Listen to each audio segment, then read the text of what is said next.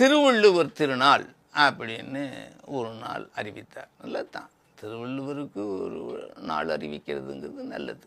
ஆனால் என்ன காரணமோ ஒரு மாட்டுப் பொங்கல் அன்னைக்கு திருவள்ளுவர் திருநாள்னு அறிவித்தார். இப்போ எங்கள் வீடு, எங்கள் தஞ்சை, இந்த புதுக்கோட்டை, இந்த பகுதிகளெலாம் பார்த்தீங்கன்னா இந்த மாட்டுப் பொங்கல் அன்னைக்கு வீட்டு தெய்வம் கொண்டாடுவாங்க. அந்த வீட்டு தெய்வத்துக்கு என்னென்னா தெரியுமா வைத்து கும்பிடுவது? இந்த படையல்ல மீன், கருவாடு, கோழி, ஆட்டுக்கறி, இந்த மாதிரி முட்டை, இந்த அசைவத்தில் இருக்கிற அத்தனை ஐட்டம் இருக்கும். சில வீடுகளில் சாராயமும் வைப்பான். அன்னைக்கு போய் இதை திருவள்ளுவர் திருநாள்னு சொன்னால் திருவள்ளுவருக்கு இதெல்லாம் ரொம்ப பிடிக்குமோ? அது அவ்வளவு உடன்பாடாக இல்லை. அவருக்கு தனியாக திருவள்ளுவருக்குன்னு ஒரு தனி நாள் குறிப்பிட்டிருக்கலாம். ஆனால் அப்படி குறிப்பிட்டிருக்கிறாங்க நம்ம நாட்டில். அதுதான் ஒரு பெரிய விசேஷம். அதாவது திருவள்ளுவர் பிறந்தது வைகாசி மாதம் அனுஷ நட்சத்திரம்.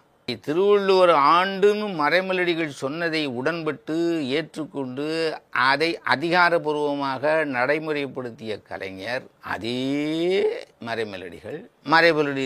மறைமலடிகளாலும் வணங்கத்தக்க நமசிவாய முதலியார் போன்ற பெருமக்கள் எல்லாரும் சொன்ன அந்த வைகாசி அனுஷம் என்று சொல்லப்படுகின்ற அந்த நட்சத்திர நாளை தூக்கி விட்டெறிந்து விட்டு திருவள்ளுவர் நாள்னு இவர் இந்த மாட்டுப் பொங்கல் அன்னைக்கு அதை சொல்லி அதை அரசு